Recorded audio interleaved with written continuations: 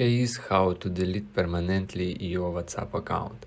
So first of all, open up WhatsApp app, and then if you use iPhone iOS devices, tap on settings at the bottom right corner of the screen. If you use Android devices, you should tap on chats, and then at the top right corner you will see three little dots.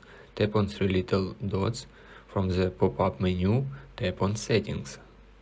Alright, next steps are the same for both. So then you should find account option. On Android device it's located at the top over here.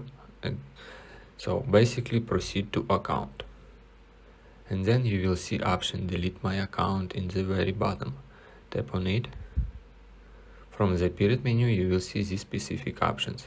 You should tap on your phone number and of course enter your exact number of your WhatsApp app, and then tap on delete my account.